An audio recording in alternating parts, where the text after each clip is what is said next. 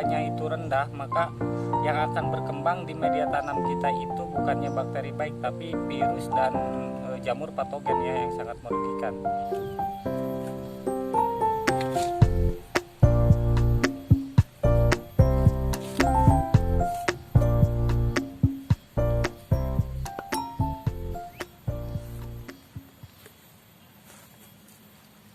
Sahabat, tahukah kalian apa yang saya sebarkan ini di tanaman bonsai saya?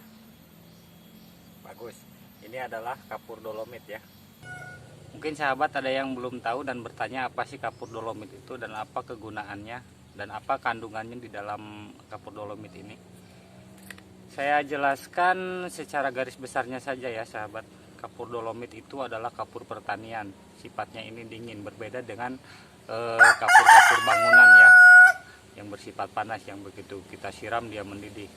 Ini kapur ini sifatnya dingin dan kandungannya adalah kalsium dan magnesium ya, dimana kandungan kalsiumnya adalah 30% dan magnesiumnya adalah 18%. Lantas apa sih manfaat dari kapur dolomit ini? Manfaat dari kapur dolomit ini sangat penting ya untuk menaikkan pH, dimana pada musim hujan seperti ini kita tahu bahwa air hujan itu membawa asam ya, zat asam. Ditambah kita sering menggunakan pupuk-pupuk kimia yang tentunya akan membuat tanah kita semakin lama semakin asam ya. Ditambah air hujan, maka kita tambahkan pupuk kimia, sudah jelas tanah kita ini akan semakin asam ya. Kalau tanah kita sudah menjadi asam dan pH-nya sudah sangat turun ya, apalagi sudah di bawah 5 itu, maka sedahsyat apapun kita mengasihkan pupuk kepada tanaman-tanaman kita tidak akan terserap sempurna dengan pH yang rendah ini ya. Kenapa sih pH-nya harus bagus? Emang sangat penting ya. Loh sahabat, sangat penting. pH itu sangat penting ya. Jika pH-nya itu rendah, maka yang akan berkembang di media tanam kita itu bukannya bakteri baik, tapi virus dan jamur patogen ya, yang sangat merugikan.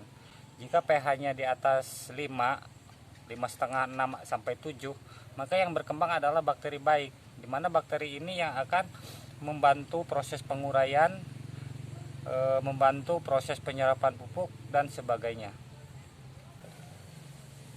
Nah, selain kapur dolomit ini berfungsi untuk menaikkan pH tanah, kandungan yang terkandung di dalam kapur dolomit ini, magnesium dan kalsiumnya itu sangat dibutuhkan ya.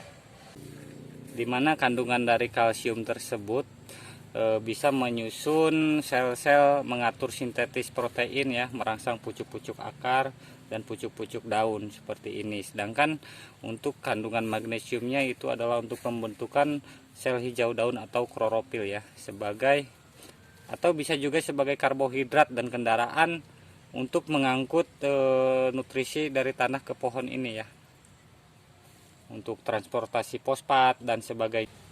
Nah, lantas bagaimana cara pengaplikasian kapur dolomit ini ya? Sebenarnya ada 3 cara pengaplikasian kapur dolomit ini. Yang paling bagus itu sebelum kita tanam ya, media kita olah dengan menggunakan kapur dolomit, atau jika kita belum, kita ketinggalan atau kita baru mengetahui manfaat dari kapur dolomit ini, kita bisa melakukan penyusulan.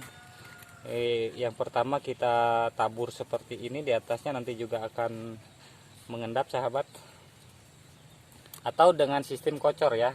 Ini kita campurkan dengan air 1 ember, kita kasih kapur dolomit ini 1 genggam, lalu kita aduk sampai rata, kemudian kita aplikasikan ke tanah kita ini. Ingat sahabat, jangan pernah kesampingkan keberadaan kapur dolomit ini.